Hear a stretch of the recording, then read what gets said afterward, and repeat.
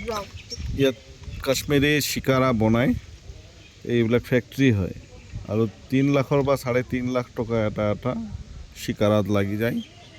আৰু সেই ইয়াত আমি আহিছোঁ, ইয়াত প্ৰায় 35 কিলোমিটাৰ স্কুৱেৰ কিলোমিটাৰত এই গোটেই ডাল লেকটো আছে।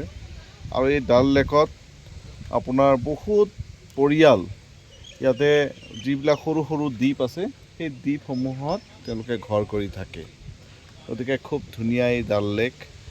ডাল লেকত যিসকলে এই শিকাৰাবোৰ চলায় তেওঁলোকৰ 11,000-12,000 তেওঁলোকৰ মান্থলি ইনকাম হয় বুলি তেওঁলোকে কৈছে। হয়তো ছিজনত বেছিও হ'ব পাৰে। এনেকুৱাকৈ মানুহৰ পাৰ্চনেল নাও আছে চবৰে ঘৰত, আৰু তেওঁলোকে ঘৰৰ পৰা নাৱত অহা যোৱা কৰে।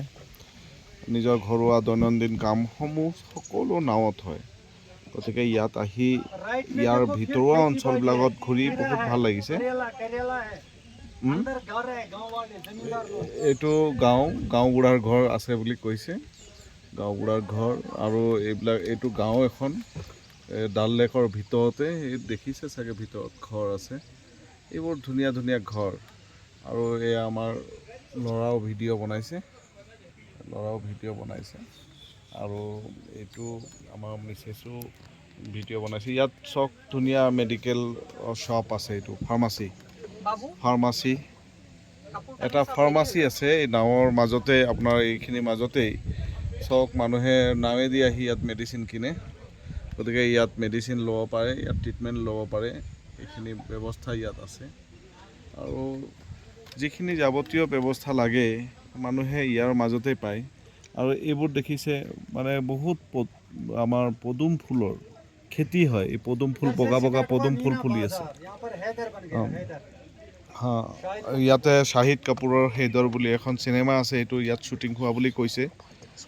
এই দেখিছেনে মানুহৰ ঘৰত সৰু সৰু ল'ৰা ছোৱালীও ইয়াতে দেখিছেনে নিজে নিজে নাও চলাইছে। ইয়াত প্ৰত্যেকে নাও চলোৱাটো যেন এটা দৈনন্দিন এটা জীৱনৰ অংশ। আৰু খুব ধুনীয়াকৈ নাও চলায়, আৰু ঘৰত সকলোৰে নাও আছে ইয়াতে। এই চাওক বাইদেৱে কেনেকৈ নাও চলাইছে, খুব ধুনীয়াকৈ বাইদেউসকলে খুৰীদেউসকলে নিজে নাও চলাই পেলাই অহা যোৱা কৰি আছে। গতিকে এক ধুনীয়া পৰিৱেশ।